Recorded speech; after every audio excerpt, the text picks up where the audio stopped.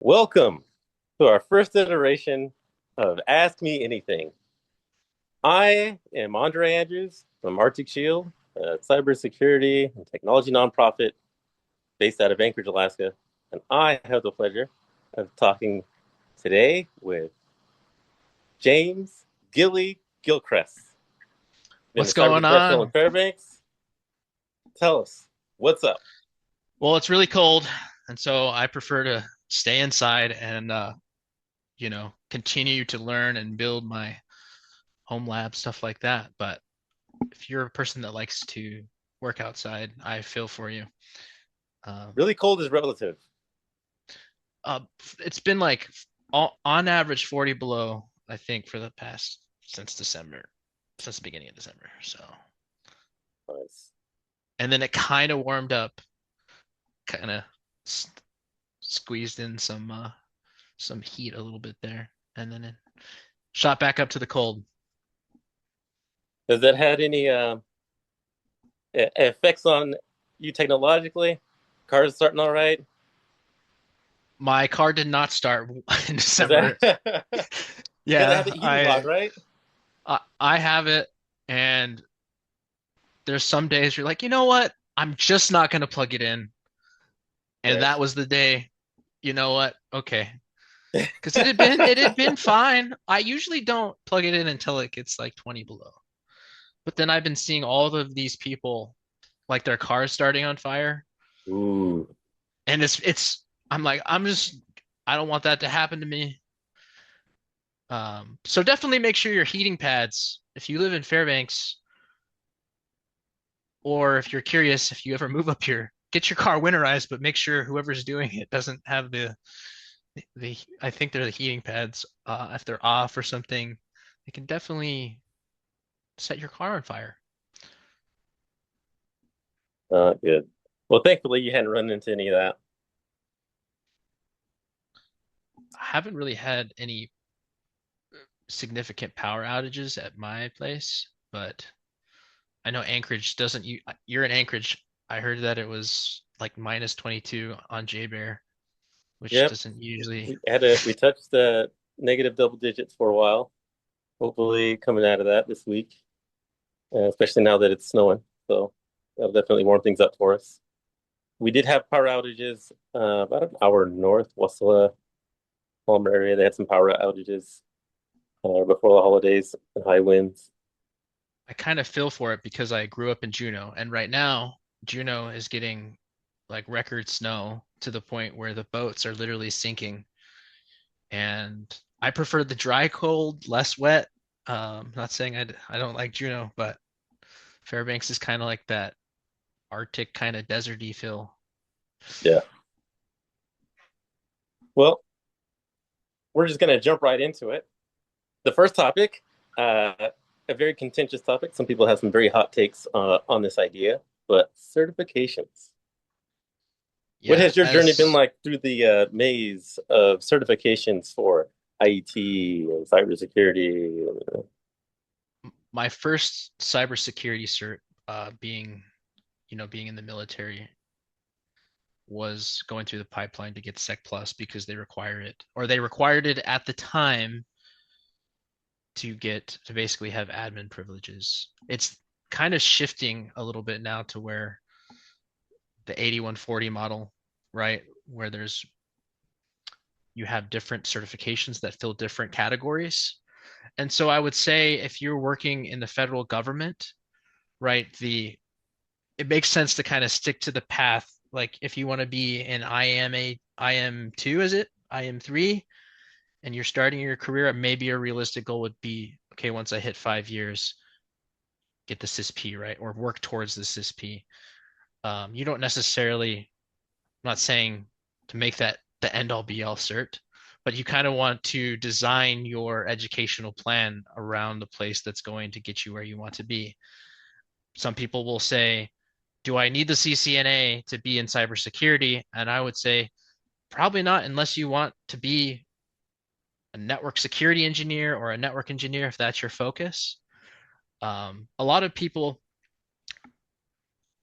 try to do everything all at once and they don't really learn much. And I will be the first to say when I first started, I had an NCO that was like, get all of these certs, they're free. And it's like, okay, I can get them for free, but I'm kind of rushing them, not really taking the time to actually learn it. Um, there's more and more certification programs like TCM Academy, right, where they have a practical help desk course along with they have a certificate for it too. But that's kind of essentially like your hands-on A plus at the end of it in the cert. They're going to put you in a scenario where you are the help desk guy. I wish I had that compared to, and not saying the Air Force training I had was, but it wasn't as realistic as it could potentially be, right? Where you're actually fixing they put you in an environment and you actually have to fix the problem, and you have to So make, and you have to communicate, right, and in report. that, was it like you were interacting with the ticket queue? Yeah, I haven't done the actual certification yet, but to my understanding, you'll be working with some sort of ticket queue that they have in their environment. Similar, they also have like the penetration testing side, right, where you're actually having to write the pen test report. Just imagine yourself being it, like, okay, you're writing to the customer or the user how you resolve the problem. People skills, right?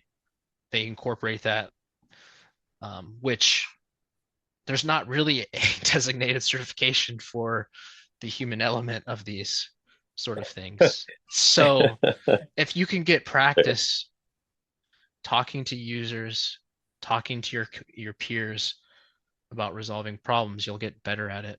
Um, but there's a lot out there, right? I think people just have to do what they think's best for them. If you think that getting the security plus is going to point you down the right path, just don't stop there and think it's the end all be all for the practical side. Yeah, and you get that question a lot. I think what certs should I get?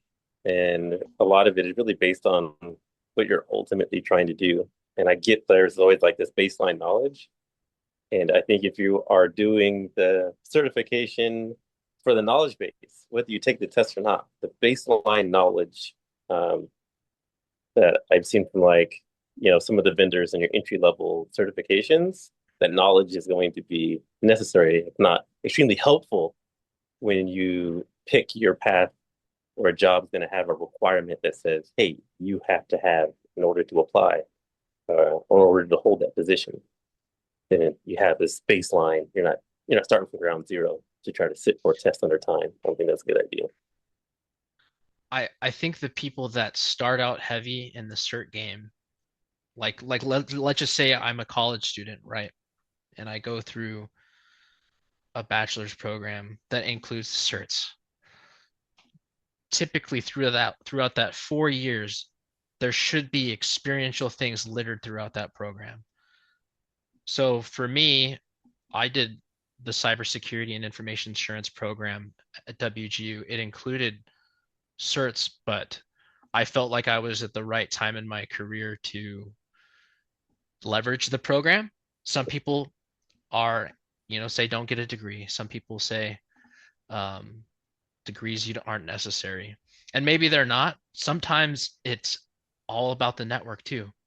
If you've worked as an IT guy and you've been in there for 10 years and you've never done any certs, but you've worked on servers, you've worked on networks, people know you.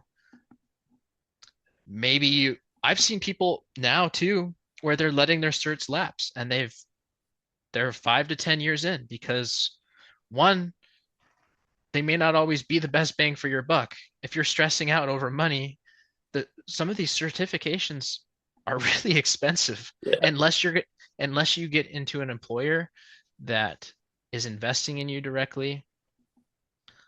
It might be strategic to really take the time to kind of reverse engineer that role, but also what what do the hiring managers for the job that you're going to? I mean, you could look at Reddit, you could do informational interviews, I think what I'm seeing is a lot of people are saying to have, if you're, entry level, to find ways to get that experience on your resume. And it doesn't necessarily have to be like for a company, Yeah. right? Um, Getting involved with things like ArcticShield, if there's an event going on, if you're helping out as a community member, guaranteed if there's people at the events and you're talking to them about your general interests, you know, sometimes it's just about being a good person.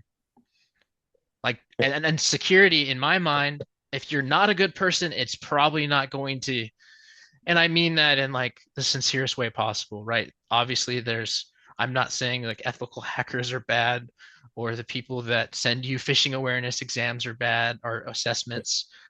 It's it's just knowing when to do the right thing, when to ask the right questions. I think that's ultimately, before you get any cert, find a community that you can ask these questions to and make your own determination. Yeah, you bring up a good point because when somebody goes and gets, the baseline search, each vendor doesn't have to honor another vendor's certification, and they have maintenance fees that are associated with it. So in order for you to maintain it, there is cost associated with it. One of the things that I think is really good, had good intentions, was the idea of continuing education as opposed to just brain dumping for cert to maintain it every 3 years or so. But if you have multiple certifications from different vendors, uh, eventually they're going to expire unless you're from those certs, you're generating the income in order to sustain them. You're going to let them lapse. If you're somebody that has Yeah. 30 certs and you're doing it to maintain your CEUs, something is going to go. So I'll tell you. So I talked about getting Sec Plus, right? And then through WGU, I got Pen Test Plus, and then I got CYSA Plus, and then I got Security X. Well, when you get three certs in, you have to maintain these other Mm. three. So WGU had a voucher through the program to get Security X. The value to me for doing the Security X is that it covered down on all of the other CompTIA certs, Mhm. which if you're in that position, right? Okay, if you have a couple CompTIA certs, might make sense to get the next higher one up if you're actually wanting to learn it. But it's also kind of expensive. I had a voucher and uh, from of all of the exams, and I'm not traditionally a pen tester, right? But in terms of general, you know, difficulty, everyone is going to have a different experience on some of these exams. A lot of people will fail and then they'll quit. And if you've ever failed the exam, it's not a good feeling, especially when you do an online proctored exam, because Mm.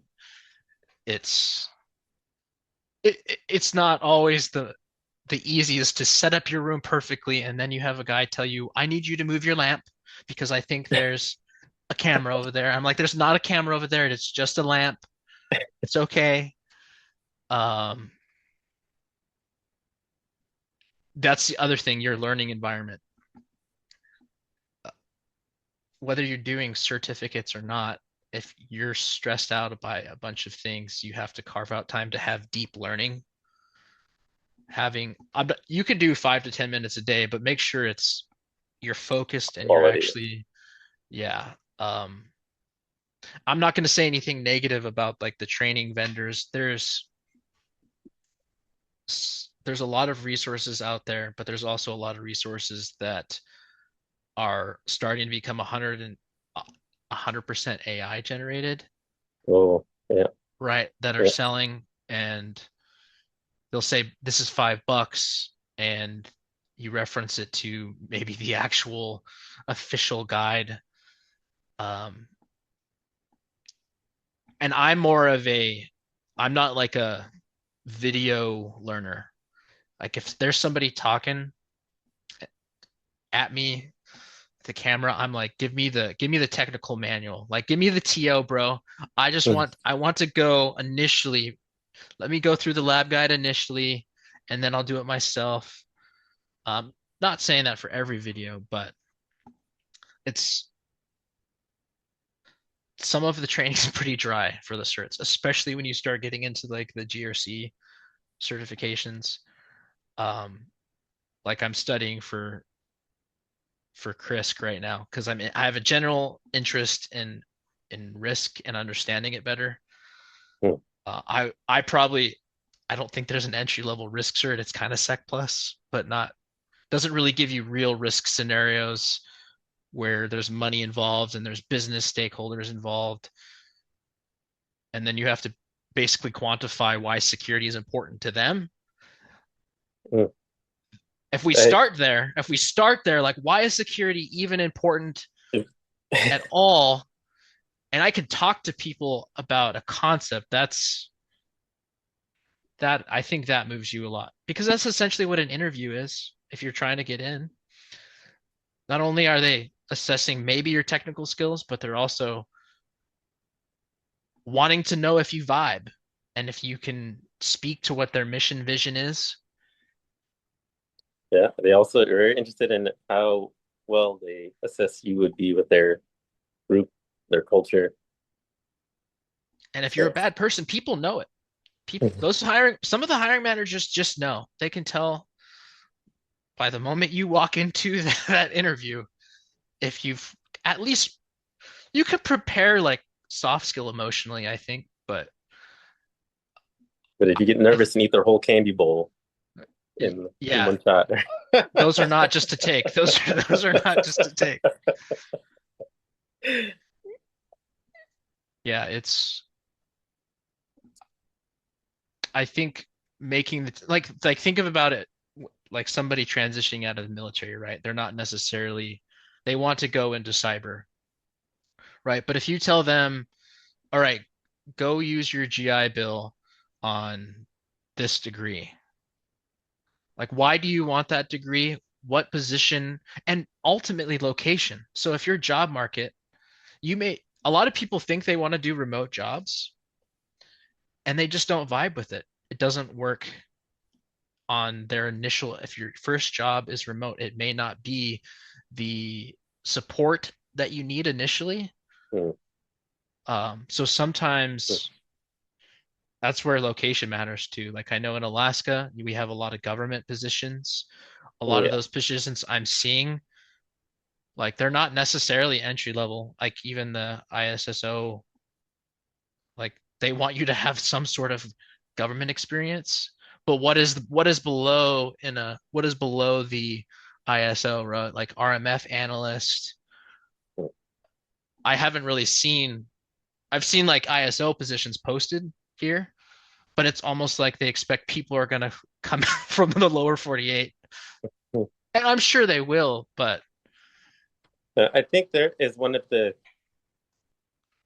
gaps that they're trying to fill, right? Because there is a recognition that that type of talent needs to exist, and there are a few institutions that help feed that pipeline, but there's nothing in between, right? Like here's education that should get you into the door, but then to make that jump from, all right, you've entered like the help desk or whatever, and now to go from the help desk to like an ISO position in federal when all your experience has been commercial, it would be hard to compete against somebody that isn't local, but has had the experience to build up where they were in. Hey, I had experience in the risk management area, so there aren't really those pipelines as you enter IT and then try to spread into the wide umbrella that is cybersecurity that covers a lot of things. And I've had I mean, somebody like suggest the idea that you can't, it would be a bad idea to articulate that you are going from like IT to cybersecurity because they're so tightly bound now, right? I think we have to view them as partners in crime, right? The IT person, their focus is putting out small fires with the users. And then security, we have to find ways to work with them and show them that we're on the same team, especially systems administrators, right? Especially when we're trying to implement uh, a control that one, they may not, it could be a new control that nobody really like. Think about these AI programs. I don't know who's doing it on the DoD side, but I can tell you it was probably a long process to figure out all of the specific controls that we need to make sure before we launch the new AI platform. Uh, Small contractors and small companies may not have the bandwidth or manpower. And that's one of the tricky things is we know people across the board are using AI whether we like it or not. And so, and I'm going on a tangent here, but that's one of the things I'm interested in is whether it's cert or not, diving deep into AI governance. Um, I don't know how many Alaskan businesses are really going deep into that, but they have to be if they touch data or if they have a process, somebody at the top is saying, we want AI. And then the security people who are learning it, the sysadmin who's trying to stand up, like, oh crap, okay, let's figure out Yeah. how we can do this securely, not, putting sensitive data into an AI that's going to blast it all over and be Yeah. publicly accessible. Um, but I guess my thought was so somebody look go back to the location thing. I think if somebody's starting, they need to figure out their ideal job market and the location and figure out if they, get some reps in telework if that's what they want to do. And might be it might be getting into IT per se, but then start with the interest in mind. Like I'm going to go into IT, but I'm doing it because I know that my future is a SOC analyst. Now, I don't think you necessarily to be an entry level SOC analyst, do you have to be an IT support guy? But I think you have to have the engine because that job is consistently learning, consistently kind of it's like that persistence thing. Like you're gonna be the guy that's drinking coffee, drinking energy drinks, like trying to like up in the middle of the night. Like if I think that exposure, if you can swing it, and they may have a initial requirement, but I don't know. I go back to the community thing. If find in your community a group of people, Alaska's harder. We're weird, but like in these larger cities where they have meetups and they have besides, which we do have in Alaska, by the way. So people should be keeping an eye out for that. Um, I don't I don't know if we have any other conferences in Alaska that are kind of that. Well, I went to one that was a recurring, like quarterly checkpoint. Um, they do like a training introduction thing that's up here. That was pretty cool because they were again back to the AI point, showcasing their integrations on how on their boundaries they're leveraging some of that language model goodness to do this analysis so that that's one less thing that you have to do. But on their back end, they have actual really experienced like um, detection engineers that are constantly updating the system. So, but like that was one of the things that I had been on the hunt for. Like, hey, who else was out there? There was another one that was coming to this month that I hadn't heard of before. I think it's like a backup thing, but a lot of it is vendor heavy. Yeah, a lot of at least a lot of the conferences I've seen, and I'm not get crediting them, but it's like a reason to come to Alaska, right? Yeah. And But it's yeah, you kind get of to check it connect. out, right? It's Yeah, not yeah, everybody and gets to. I don't think it's a bad thing. But from like the training pipeline standpoint, the real training like hubs in the state, not like your like we have the University of Alaska, right? Um, but they don't really do like the boot camp style. Maybe they do, but like there's not you if you want to do the certification, you have to go to a UAF or a military testing center because those are the main providers that do it, at least in Fairbanks. There's not um, like a infosec institute in Alaska that is going to be a certified certification assessment or tester. So some of these online programs that are teaching people hands-on and then providing the certificate, those make sense to me. The scholarship programs, like if you're entry level and you have no experience in cyber, I believe SANS has the Cyber Academy and you can apply for it and get training that way. Not saying anything bad about SANS, but they're very expensive. Um, Yeah, that's accurate in comparison to so, their, the competitors, I think. but the training quality is, you know, absolutely excellent from what I've been told. I I would like the opportunity to go, and I think they will do a program where it's significantly cheaper if you help them moderate one of their programs, right? You basically help the instructor. Um, it's still $1,000 though. So again, I think it goes back to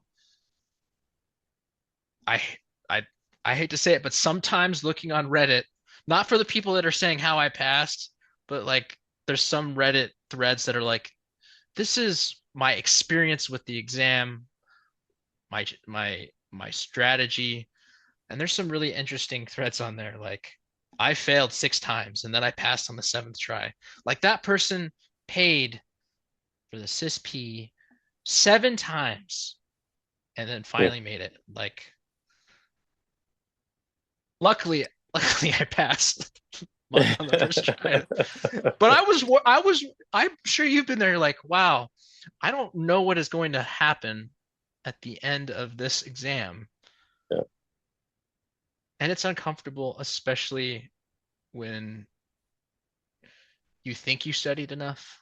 That's what I don't really like about the exam model. It's almost like I'd rather have a mentor or I'm working with somebody initially that's like, you image this computer wrong.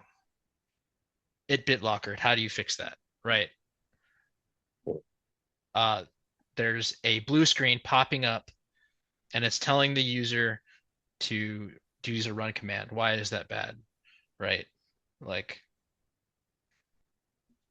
and then once you get a cert, you talked about this, the continuing education. A lot of people will, what's the right term? Like CPU fast track or CPE fast track, like um, getting another cert, right? That's a quick and easy 40 CEUs.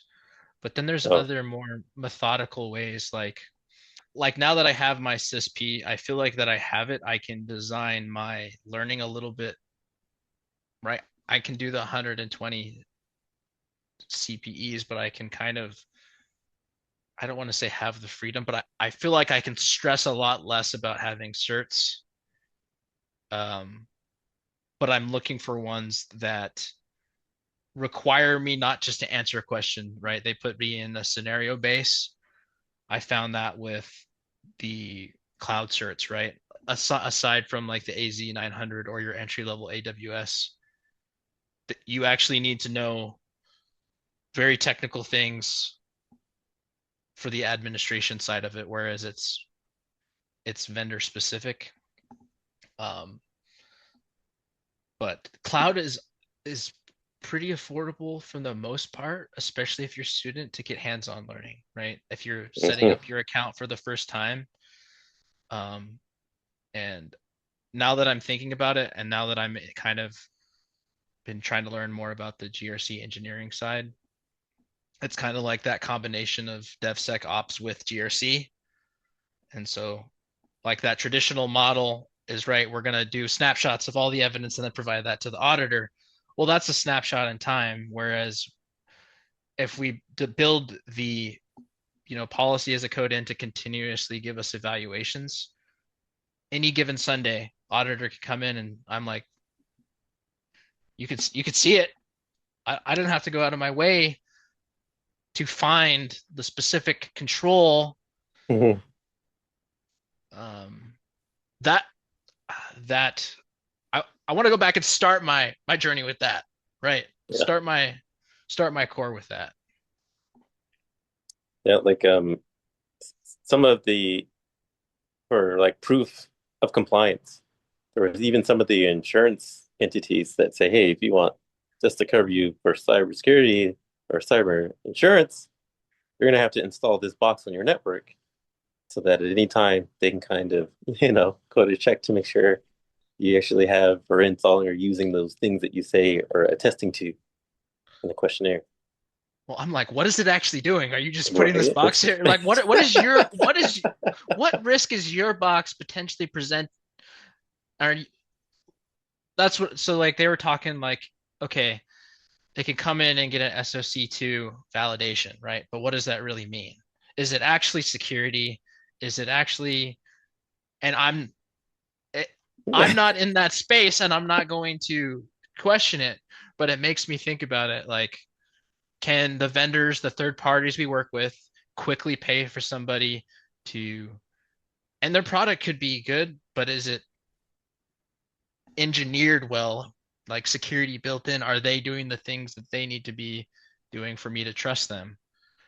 Um, I know CISA had that secure by design campaign, but like at the same time, do companies want the federal government to have their full, to be able to come in and validate? Maybe if you're winning contracts. Oh yeah. Yeah, that CMMC kickoff, right? Yep, is definitely that is definitely opening the door to more, I think, job opportunity though, potentially in our state, Yeah. So especially. we did the DIB CAC assessors training where if you are an entity that wants to certify a business to work for the government, you know, we would go and assess that company to make sure they are compliant so that they can then go and evaluate and teach or assess that other company that is also supposed to be compliant so that they can get the little piece of paper that says they're good to allows them to bid on contracts. But again, we have that conversation between there's compliance and then there's security. Well, There's and like overlap, but I think this is where that GRC mentality is going to be extremely helpful, right? Because okay, you get assessed, and then you're like, oh, the next one's 3 years away. yeah, Okay, well, if Jimmy Bob leaves and you have screenshot evidence, and it's not, I'm not saying it needs to be perfect, but if your system is designed in such a way that it's pulling those you're going to have it at real time versus, pick any number of the controls that are difficult. But the other thing is that whole process, you have to, and it's not certification based, you have to kind of think from different stakeholders' perspective, and they have to be involved in different ways. Um, and if you're the guy that's like, well, we need to get this done and we need to do this, it's not necessarily the best approach sometimes. yeah. Um, I mean, compliance is one of the things that has a measurable impact and is well known, right, to stakeholders and leadership to say if we aren't compliant, there are potential fees that you could run into. There's all kinds of risk um, that you have to think about and are aware of.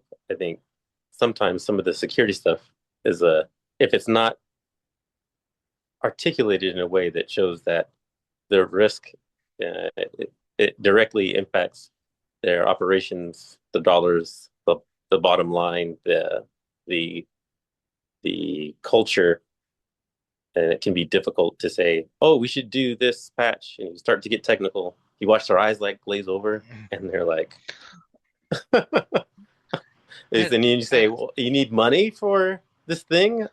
If you can't make that connection for them. I think there's those people out there that will do the wrong thing and assume that those people are dumb because Hmm. they don't understand when I say, multi-factor authentication implementation, right? I think for the most part, people understand what multi-factor authentication is, but then you start getting into conditional access policies, and I'm talking about, you know, our library of conditional access policies. Like that's not really going to mean much to them. And then there's people out there that are very blunt that'll just say you're stupid, right? Or they'll make the person, if you make a person feel stupid, regardless of who it is on your chain of command, they're probably not going to do anything for you and they probably don't care. I mean, like, and it impacts you and they know it impacts you because that's your job to get it done. They'll find a better person to work with or they'll find a way around whatever control you are trying to do. And people are really good at that. They are really good at finding ways to strategically get around XRYZ thing. And I don't know if that's a cyber skill, but knowing how people get around these things just at the layer 8 level, Yeah. right? It, yeah, that's a challenge sometimes, but I think it's something you have to practice too. If you have a really good implementation or you observe a vulnerability, like make sure that it actually has a significant impact because you can go out there and see scores. And when you're first getting started, I'm like, oh my God, that's a 10. I'm like, Gilly, we don't even have that program. Like, what are you talking about? That program doesn't even exist. And I'm like, oh, but it gets like I thought we did. I'm like, okay, well, I guess I need to go back to the software inventory and make sure that I know where we're at. Um, but I think too, everyone in our career field or wherever you want to be experiences some sort of imposter syndrome. And I think it's a healthy thing. I think it's basically that engine that tells us it's kind of a superpower to keep you motivated to do things. But I don't think cert chasing squashes that. I think the the blood and sweat that you put in between the certs to build, where you've built and configured an AD server and it's secure, and then you try to hack it and it works, then okay, well, I absolutely know what I didn't do right, and I can see I did it to myself. I think those moments are the best that you're going to get. Um, and then being willing to, if you're getting your first role in IT or cybersecurity, like take the time to understand the people, the environment, what we actually have, what actual risks we faced. Because I feel like people, if at maybe it's not super technical, but if you understand what matters to them and it's a practical implementation and it could potentially speed things up. Sometimes security things do that. Sometimes there's features that kill two birds with one stone. And then when you're the guy at the right place at the right time to recommend it, chef's kiss.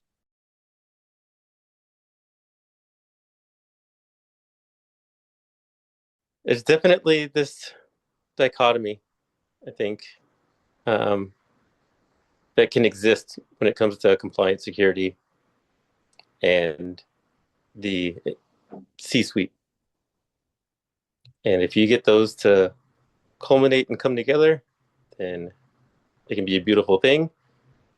Having a relationship with system administrators from a compliance or cybersecurity side, so that you don't have this relationship where you show up and mm, have them feel like they're not good at what they're doing, right? Like that's never that's never the goal. The goal is they're both on the same team and we're trying to help better the organization. And so, and the understanding from the system administrator's perspective that when a compliance or security person is showing up, it's not adversarial, right? And I that think takes too, time it sometimes. it takes time to one for people to trust you as not, as a person, as the things that you're saying actually, whether or not I'm right or not, at least you, I want you to say, hey, I don't think, as a systems administrator, I don't think that's the most practical way for a business, and here's why.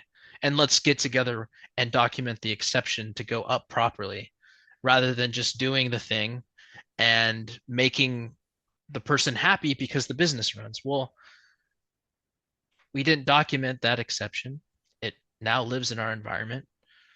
Um, I temporarily gave you access because it would be easier for you to help me do the thing. And I have that right. Like, it would just be easier to give everyone access, right? And that is But another component that exists in the industry because a lot of businesses have a lot more leeway in saying these are the controls that we aren't going to address. We can tailor out.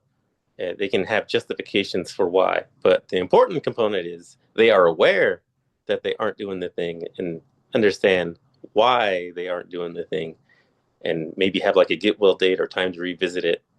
But as opposed to, I think everything's working, so everything's fine. a buzzword's popping in my head. It's that magical poem. Yeah. If you say, I I thought so, you know me, military, right? I thought poem was like a universal, like security people. It should be like people understand plan of actions and milestone. But I don't know if it makes sense for like the federal government, right? But like if you're a small IT shop, if you and I go to Anchorage and we help, and we're like, we're gonna need you to submit a poem to your Yeah. I don't know if it's I don't think here, if we look at it, like 99% of the businesses here are small businesses. So if you're trying to help a small company, what do they even care about security wise? It's probably physical security. Yeah, that's It's definitely depending, yeah, and on your location, making sure people aren't stealing your stuff. It's pretty. so the most important thing to them, like the mom and pop shops, right, is availability. And I think like they don't want anybody physically accessing their POS systems or breaking in and being able to do that. But do they care about,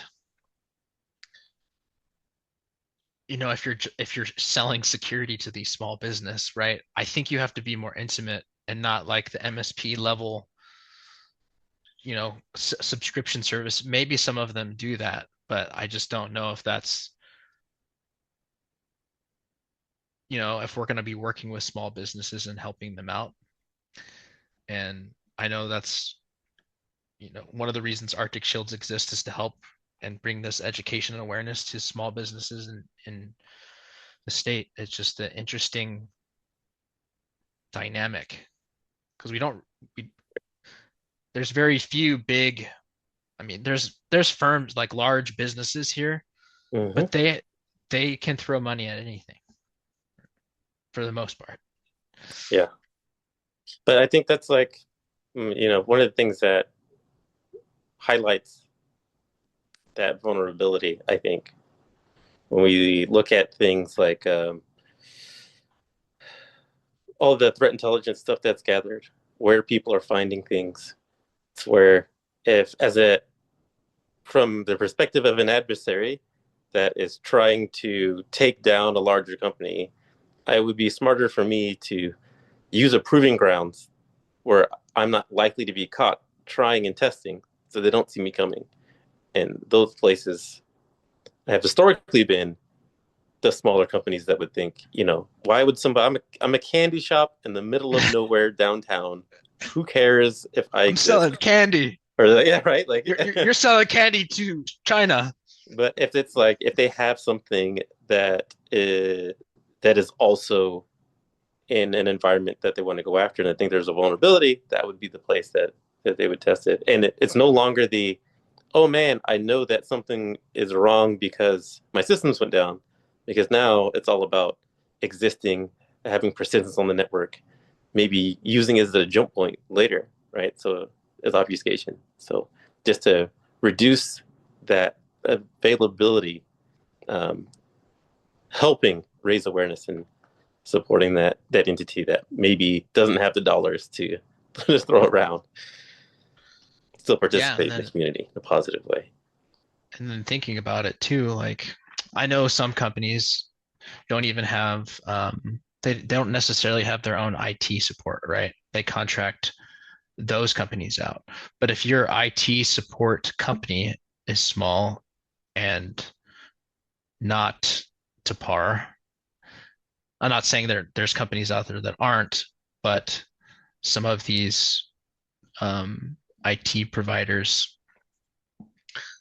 um, is it is it better to train up somebody who knows your environment and like for these students, right? If for a business owner, would you rather have,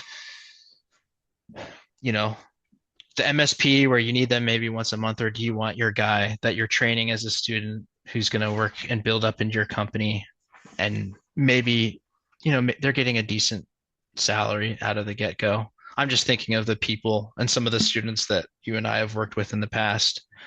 I don't know if those students that are going through that are getting hired into IT at the state.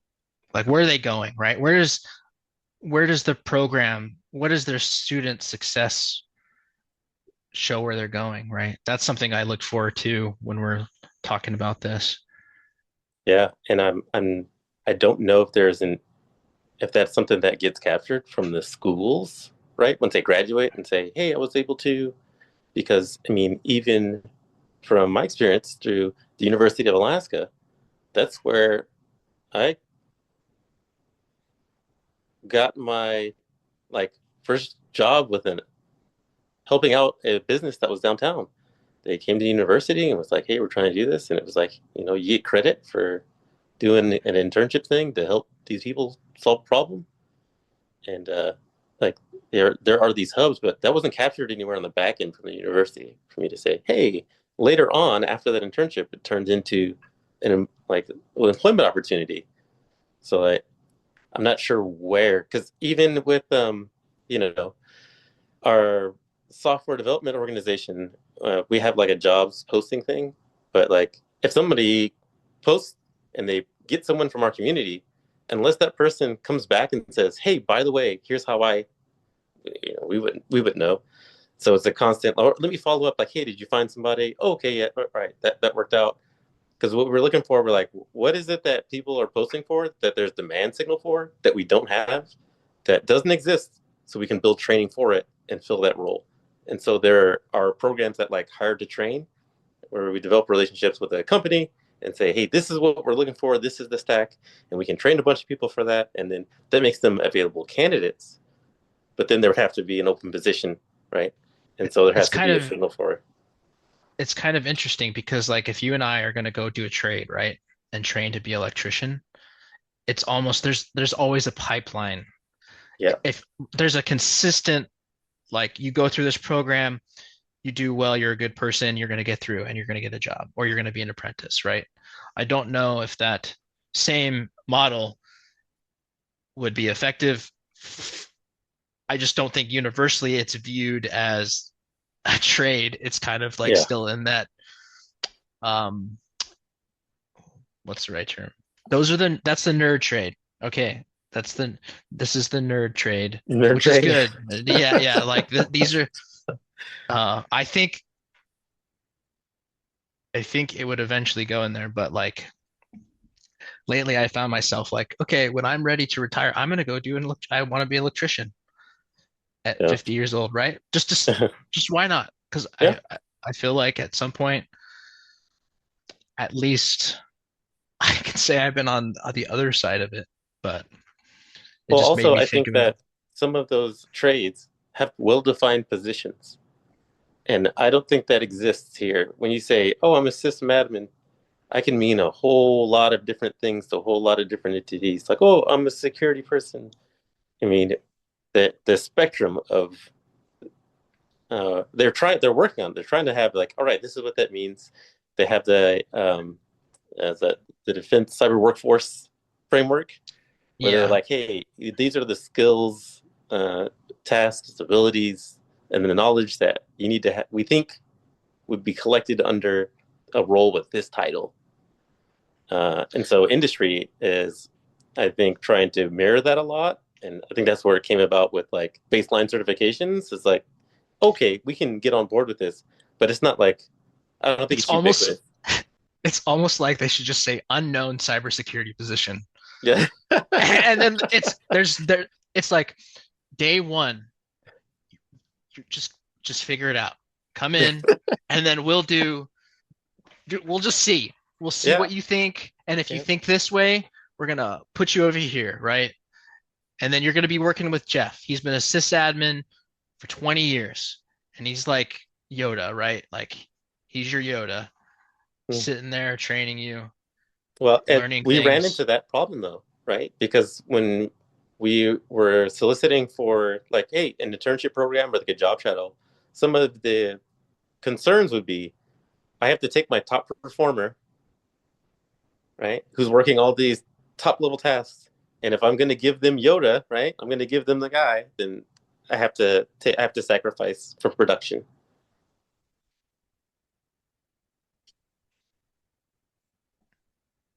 and so Eh, that was like as a concern to Well, say, well, we're not sure if we can truly support because they don't want to do disservice, right? Hey, come on with this internship, and then just like hang out here, they to not do that disservice to say we want to give them quality, but it's at the same time it would really they have to find that balance from the production side of the house to say, yeah, we can do that, and hopefully the idea being they can choose to volunteer their time with an organization so that that is well measured, right? They don't have to if they have someone that needs a whole lot of help, it won't all fall on the production for that week in that entity, and we can just slice it out and kind of train up.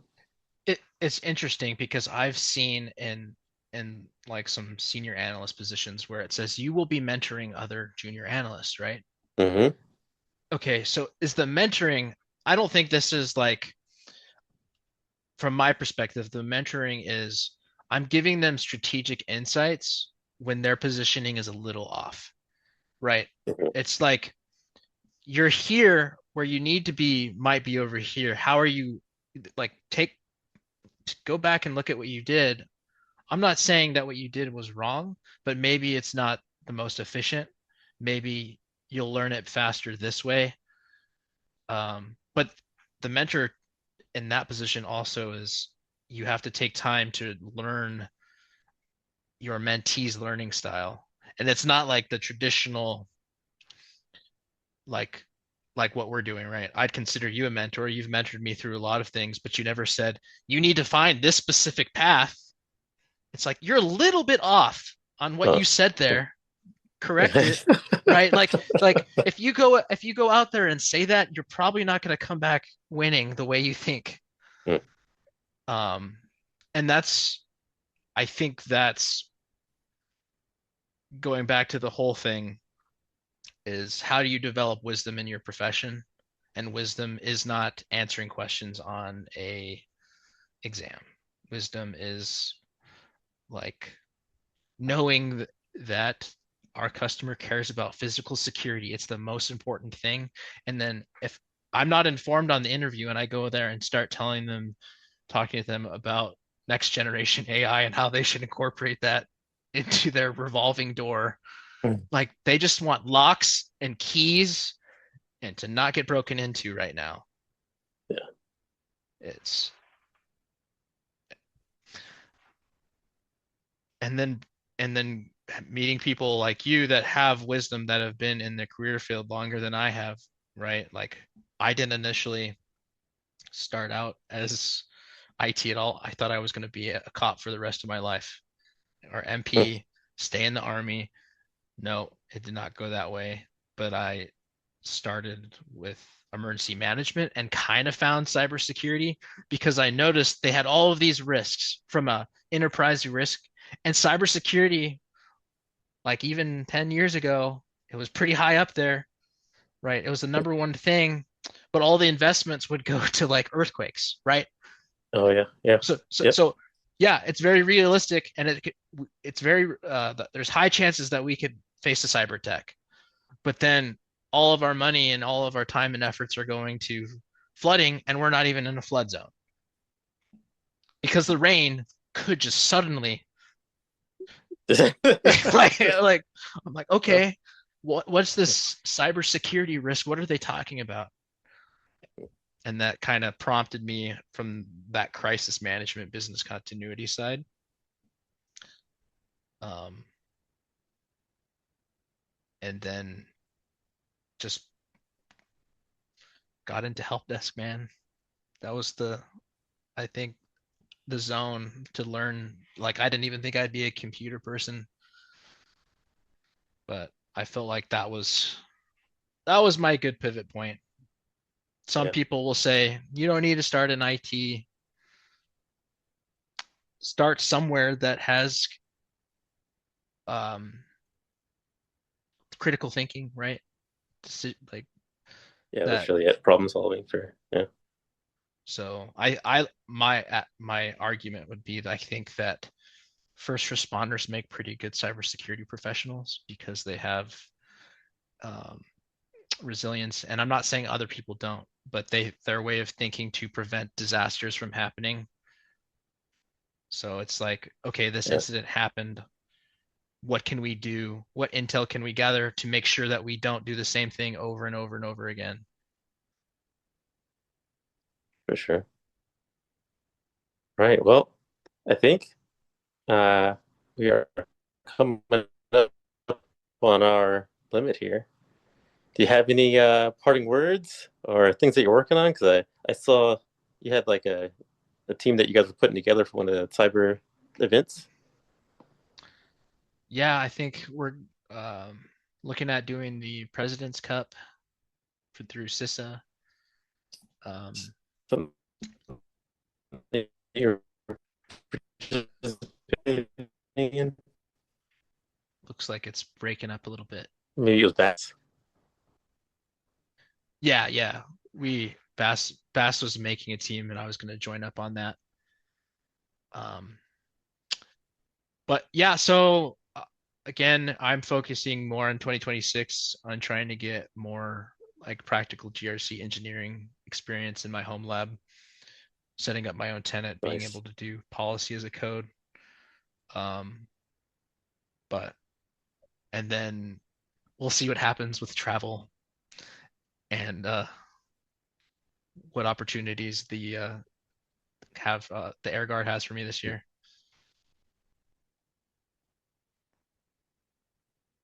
I'm not touching the lab. I'm Awesome. not touching. Well, I'm thanks not for touching doing the this lab. knowledge share I'm and not. chopping it I'm up not with doing it. us. I'm not doing it. I'm not doing it. But yeah, man, appreciate it, and maybe we'll have you on again sometime in the near future. We'll chat about how the President's Cup went and what other escapades you've gotten yourself into. Sounds good. Have a good night. You do the Happy same. New Year. Happy New Year.